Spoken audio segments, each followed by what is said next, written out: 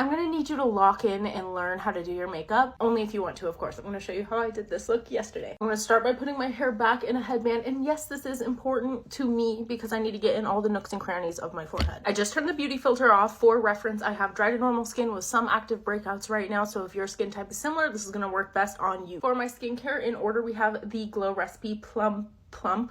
That's so hard to say. And then the watermelon toner, and then we're gonna go in with this Origins moisturizer, and then this Origins eye cream. I'll put them on the screen. If you have the time, give your skincare about 1 minute in between each step so it can absorb into the skin. This moisturizer has a bronzy glow to it, and the under eye cream is slightly pink like a color corrector, so both of these are going to work really well under makeup or on their own, but they're going to be under a lot of makeup today. For primer, I'm going to use the e.l.f. Power Grip, and this is going to sit on my face and get extra tacky while I do my eyebrows. I'm also putting on my lip plumper now so my lips can really start to get juicy. For my eyebrows, I'm using a decent amount of eyebrow gel, and I'm just gonna start really gating that into my eyebrow hairs. Once they're completely covered in gel, it's time to shape them with a spoolie. I just brush up and then out. If you know me, you might know that I used to have no eyebrow tails, but I have been growing them back. They just need a little extra help with a bit of an eyebrow pen. I don't like my concealer mixing with any gel that's left over around my eyebrows, so I'm just gonna give them a little once over with a makeup wipe. For me, carving out my eyebrows, I want as little product on the brush as possible, so I really just get it all off on the side here, and then I'm just gonna go to town carving these bad boys out. You can pick up a little more concealer as you go, but you really don't want too much because then you're gonna have just like a little mountain of it right next to your eyebrow. The concealer that's left on the back of my hand is going to get used to spot conceal any little problem areas I have. The concealer around my eyebrows, I'm just gonna blend out with a brush, including down onto my eyelid a little bit. I've been kind of into underpainting lately, so we're gonna go ahead and do that with some cream contour. This is the little map I do, and this all gets blended out with a brush. This is why we like having our hair pulled back, so we can get right up into all those roots. Now I'm going in with some Benetint and putting that all over my cheeks and a little on my nose. This is going to look insane, but just think of it as like a sunburn and how well your makeup lays on top of a sunburn. Also gonna take a little bit on my eyelids. This is where I'm gonna tell you to really trust the process, okay? We're doing a little color corrector to cover up any dark circles. Blend it out with a brush. I'm gonna mix Lancome and Giorgio Armani to get it close to my skin tone. This is just gonna get worked from the center of the face outwards. I'm just barely covering up that underpainting so it can really shine through. For the forehead, I just do a little bit in the center and kind of